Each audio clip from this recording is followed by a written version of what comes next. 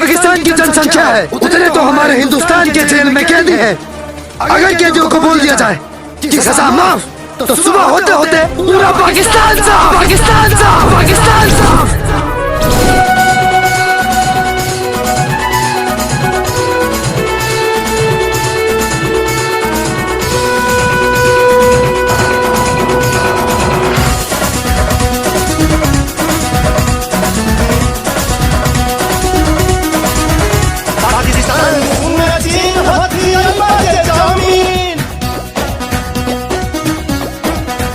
पाकिस्तान सुना चीन होती आई बचे जमीन तोहरा नक्शा के बिगाड़ी तस्वीर दे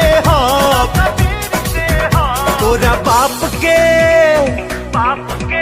ये तोरा बाप के ना हटे कश्मीर ये सकबा त चीर दे तोहरा बाप के ना हटे कश्मीर ये सकबा त चीर दे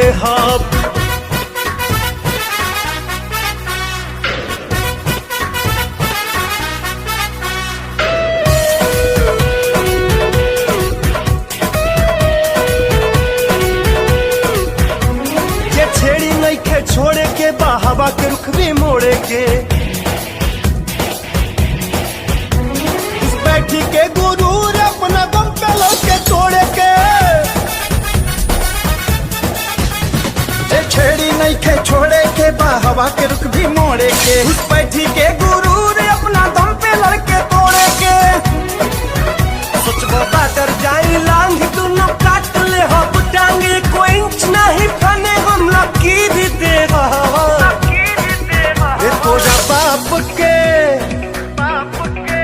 तोरा बाप के ना हटे कश्मीर ये सकबा त चीर दे तोहरा बाप के ना हटे कश्मीर ये सकबा त चीर दे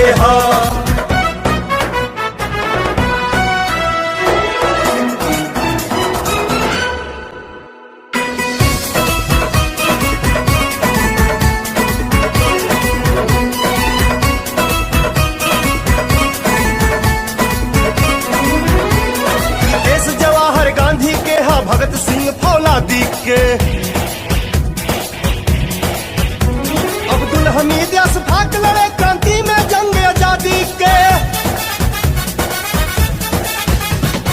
देश जवाहर गांधी के भगत सिंह फौलादी के अब्दुल हमीद अशफाक लड़े क्रांति में जंग आजादी के चाहे हिंदू मुसलमान सभे भारत माई के सानिए तिरंगा खातिर नाप हम शरीर दे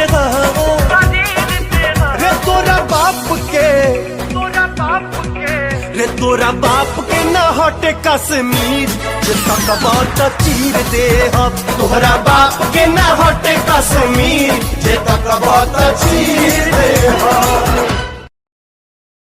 हेलो गाइस, तो कैसे वीडियो लगा देशभक्ति? अगर अच्छा लगा हो तो मेरे चैनल को सब्सक्राइब और कमेंट करें और अपने तमाम दोस्तों में शेयर कीजिए।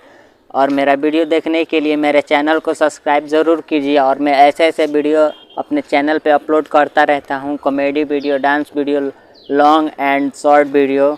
और मैं 6, 7 और 10 बजे करीब में अपना वीडियो अपलोड करता हूँ अपने चैनल पे। एक टाइम फिक्स है, 8:30 बजे अपने चैनल पे वीडियो अपलोड करता हूँ रात को, क्योंकि रात को ही टाइम मिलता है मेरे को। और इसलिए मेरे चैनल को सब्सक्राइब कीजिए और चैनल को ग्रो करा दीजिए please. Thank you so much.